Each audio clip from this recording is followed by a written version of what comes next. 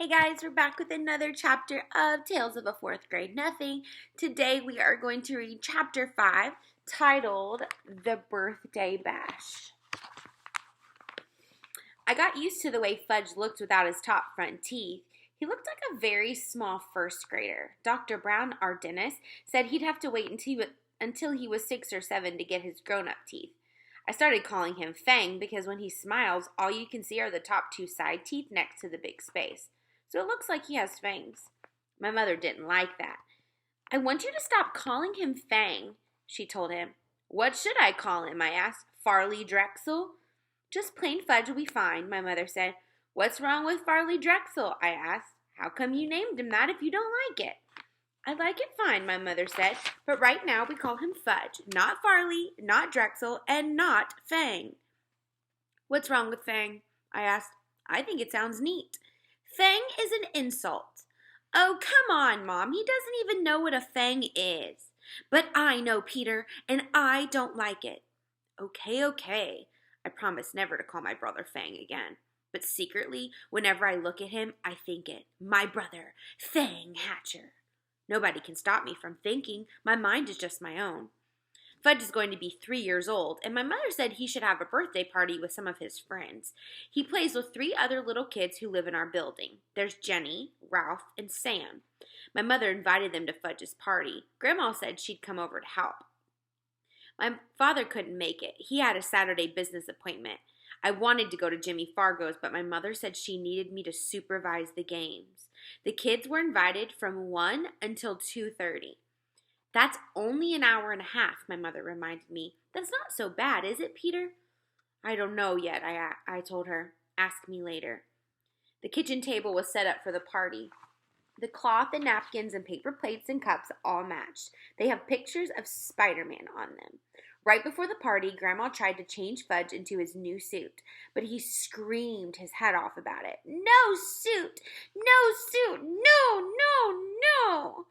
My mother tried to reason with him. It's your birthday, Fudgy. All your friends are coming. You want to look like a big boy, don't you? While she was talking to him, she managed to get him into a shirt and pants, but he wouldn't let her put on his shoes. He kicked and carried on until my mother and grandmother were both black and blue. Finally, they decided as long as he was in his suit, his feet didn't matter. So he wore his old bedroom slippers. Ralph arrived first. He's really fat, and he isn't even 4 years old. He doesn't say much either. He grunts and grabs a lot, though. Usually his mouth is stuffed full of something. So the first thing Ralph did was wander into the kitchen. He looked around for something to eat, but Grandma was guarding the place. She kept telling him, No, must wait until the other children come. Jenny arrived next. She was wearing little white gloves and party shoes. She even carried a pocketbook.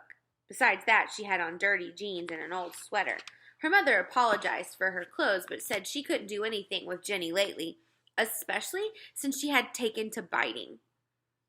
What does she bite? I asked, thinking about furniture or toys or stuff like that. She bites people, Jenny's mother said, but you don't have to worry about it unless her teeth go through the skin. Otherwise, it's perfectly safe. I thought, oh, poor Fudge. He can't even bite back since he doesn't have any top front teeth. I looked at Jenny. She seemed so innocent. It was hard to believe that she was a vampire. Sam came last. He carried a big present for Fudge, but he was crying. It's just a stage he's going through, his mother explained. Everything scares him, especially birthday parties. But he'll be fine, won't you, Sam? Sam grabbed onto his mother's leg and screamed, Take me home! Take me home! But somehow Sam's mother untangled herself from Sam's grip and left. So at 1:05, we were ready to begin. We had an eater, a biter, and a crier. I thought 2:30 would never come. I also thought my mother was slightly crazy for dreaming up the party in the first place. Doesn't Fudge have any normal friends? I whispered. There's nothing wrong with Fudgy's friends, my mother whispered back. All small children are like that. Grandma got them seated around the kitchen table. She put a party hat on each kid's head. Sam screamed, Get it off! Get it off! But the others wore their hats and didn't complain. My mother snapped a picture of them with her new camera. Then Grandma turned off the lights and my mother lit the candles on Fudge's cake. It had chocolate frosting and big yellow roses. I led the singing of Happy Birthday. My mother carried the cake across the kitchen to the party table and set it down in front of Fudge. Sam cried, "Too dark, too dark!" So Grandma had to turn on the kitchen lights before Fudge blew out his candles. When he was finished blowing, he reached out and grabbed a rose off his cake and he shoved it in his mouth. "Oh, Fudge," my mother said, "look what you did." But Grandma said, "It's his birthday. He can do whatever he wants." So Fudge reached over and grabbed a second rose. I guess Fat Ralph couldn't stand seeing Fudge eat the yellow roses because he grabbed one too. By that time, the cake was pretty messy. My mother, finally coming to her senses, took the cake away and sliced it up. Each kid got a Dixie cup, a small piece of cake, and some milk. But Jenny hollered, "Where's my rose? I want one too," because her slice of birthday cake didn't happen to have one. My mother explained that the roses were only decorations and there weren't enough to go around. Jenny seemed to accept that, but when Grandma stood over her to help her open her Dixie, Jenny bit her on the hand. "She bit me!" Grandma cried. "Did it break the skin?" my mother asked. "No, I don't think so," Grandma said, checking. "Good, then it's nothing to worry about," my mother told her. Grandma went to the bathroom to put some medicine on it anyways. She wasn't taking any chances. Ralph was the first one to finish his food. "More, more, more," he sang, holding up his empty plate. "I don't think you should give him any more," I told my mother. "Look how fat he is now. Peter, this is a party. Let him eat whatever he wants." "Okay," I said. "Why should I care how fat he gets?" My mother served Ralph a second piece of cake, and he threw up right after he finished it. Me and my grandma took the kids into the living room while my mother cleaned up the mess. Grandma told Fudge he could open his presents while his friends watched. Jenny brought him a musical jack-in-the-box. When you turn the handle around, it plays Pop Goes the Weasel. When you reach the part of the song about Pop, the top opens and a funny clown jumps up. Clowns jump up. Fudge loved it. He clapped his hands and laughed, but Sam started to scream. "No, no more! Take it away!" He hid his face in his hands and wouldn't look up until Grandma promised to put the jack-in-the-box in another room. Fudge opened Ralph's present next. It was a little wind-up car that ran all over the floor. I kind of liked it myself. So did Ralph, because he grabbed it away from Fudge and said, "Mine!" "No!" Fudge shouted, "Mine!" When my mother heard the racket, she ran in from the kitchen. She explained to Ralph that he had brought the car to Fudge because it was his birthday. But Ralph wouldn't listen. I guess my mother was afraid he might throw up again, and this time on the living room rug, so she begged Fudge to let Ralph play with the car for a few minutes. But Ralph kept screaming it was his car, so Fudge started to cry, and finally my mother took the car away and said, "Let's see what Sam brought you." Fudge liked that idea. He forgot about the little car as he ripped the paper and ribbon off of Sam's package. It turned out to be a big picture dictionary, the same kind the Yarbies brought me a couple months ago. Fudge got mad when he saw it. "No!" he yelled. "No more book!" He threw it across the room. "Fudge, that's terrible," my mother said. "You mustn't do that to a nice book." "No book," Fudge said. Sam cried. "He doesn't like it. He doesn't like my present. I want to go home. I want to go home." Grandma tried to comfort Sam while my mother picked up the book. She gathered the wrapping paper and ribbons and cards together. Fudge didn't even look at any of the birthday cards. "Oh well, he can't read, so I guess it doesn't make any difference." "Peter," my mother said, "let's start the games. Now, quick." I checked the time. I hoped the party was almost over. But no, it was only 1:30. Still an hour to go. I went into my room where I had blown up a lot of balloons. My mother had the party book and it said 3-year-olds like to dance around with balloons. When I got back to the living room, Mom started the record player and I handed each kid a balloon. But they just stood there looking at me. I thought, either the guy who wrote that party book is crazy or I am. "Show them how, Peter," my mother said. "Take a balloon and demonstrate." I felt like one of the world's great living fools dancing around with a balloon, but it worked. As soon as the kids saw me doing it, they started dancing too. And the more they danced, the more they liked it, until Jenny's balloon popped. That nearly scared Sam right out of his mind, and he started yelling and crying. Fortunately, I had blown up 24 balloons. I was hoping they'd dance around for the rest of the afternoon. Fudge got the idea of jumping up and down on the furniture. The other kids liked that too, so instead of dancing with their balloons, that's what they did. And as soon as they were running from room to room, yelling and laughing and having a great time. Then the doorbell rang. It was Mrs. Rudder. She lives in the apartment right under us. She wanted to know what was going on. She said it sounded like her ceiling was about to crash in on her any second. My mother explained that Fudge was having a little birthday party and wouldn't she like to save for a piece of cake. Sometimes my mother is really clever. So Grandma entertained Mrs. Rudder in the kitchen while Fudge and his buddies jumped up and down on his new bed. It was delivered this morning. Fudge hasn't even slept in it yet.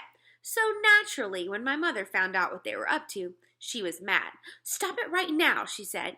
"New bed, big boy," Fudge told her. Was he proud? "You won't have a new big boy bed for long if you don't stop jumping on it," my mother told him. "I know. Let's all sit on the floor and hear a story." My mother selected a picture book from Fudge's cell. "I heard that one," Ginny said when she saw the cover. "All right," my mother told her. "Let's hear this one." She held up another one. "I've heard that one too," Ginny said. I think my mother was starting to lose her patience, and she chose a third book and said, "We'll all enjoy this one, even if we know it by heart. And if we do know it by heart, well, we can say it together." And that's just what Ginny did. And when my mother skipped a page by mistake, Ginny was right there to remind her. If you ask me, my mother felt like biting Ginny that time. When the story was over, it was 2 o'clock and Ralph was sound asleep on the floor. My mother told me to put him in Fudge's new bed while she took the rest of the children back to the living room. I tried and tried, but I couldn't lift Ralph. He must weigh a ton. So I left him sleeping on Fudge's floor and closed the door so he wouldn't hear any noise. On the way back to the living room, I wished the others would fall asleep too. "Peter," my mother suggested, "why don't you show them Dribble?" "Mom, Dribble's my pet. You don't go around using a pet to entertain a bunch of little kids. Didn't my mother know that?" "Please, Peter," my mother said. "We've still got a half an hour left, and I don't know what to do with them anymore." "Dribble!" Fudge hollered. "Dribble, dribble, dribble!" I guess Sam and Ginny liked the way that sounded because they started to shout, "Dribble, dribble, dribble," even though they didn't know what they were talking about. "Oh, all right," I said. "I'll show you Dribble, but you have to promise to be very quiet. You mustn't make a sound. You might scare him, okay?" They all said, "Okay." My mother went to the kitchen to chat with Grandma and Mrs. Rudder. I went into my room and came back carrying Dribble in his bowl. I put my fingers over my lips to remind Fudge and his friends to be quiet. It worked. At first, nobody said a word. I put Dribble down on the table. Fudge and Sam and Jimmy stood over his ball. "Turtle," Ginny said. "Yes, Dribble's a turtle. My turtle," I said in a soft voice. See, Fudge whispered. "They can all see," I told Fudge. "Nice turtle," Sam said. I wondered why he wasn't afraid this time.